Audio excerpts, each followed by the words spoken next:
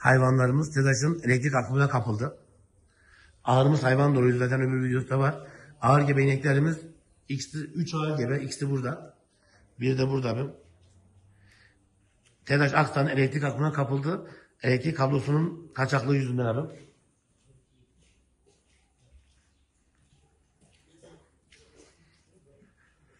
Ve biz bu saytomuz 10 keredir gelip sana tutturamıyoruz. Yani TEDAŞ zararımızı karşılasın. Arama kayıtlarımız da belli. Gelen ekip de söyledi, dedi ki şu karşı köşede elektrik direğinin varmış. Aksan elektrik direği varmış abim.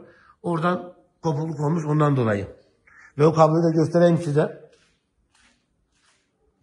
Buradaki kablo TEDAŞ'ın elektrik kablosu erimiş. Buyurun. Üst köşeyi görüyorsanız bakın yanlış.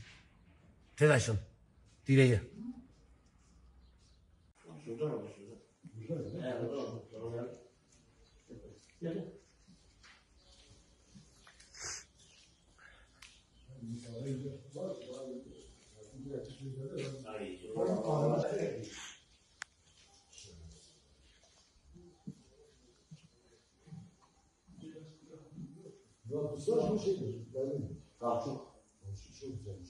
Tamam. Arkadaşlar tonluk ineklerimiz hep ağır gebe. TEDAŞ Aksan'a defalarca söylememizden hemen gelip direğini düzeltmediler. Hepsi elektrik akımına kapıldı arkadaşlar. Hep ağır gebe tonluk ineklerim. Hep doğum üzeriydi. Biri de yüklendi.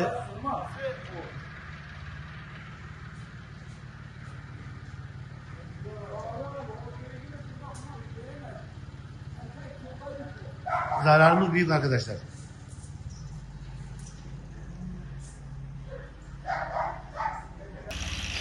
Hayvanlar büyükleri.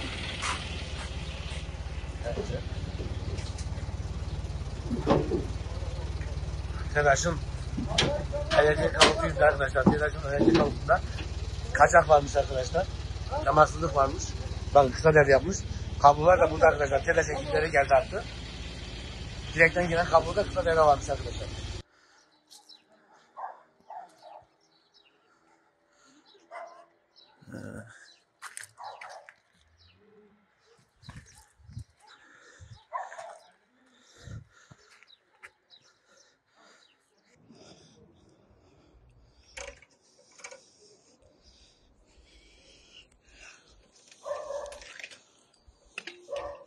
Sen açık altında kablo perdeyi de. Akademi açık orası. Yakın değil. Orada aklın içine çekemedik onu. Cengiz abi.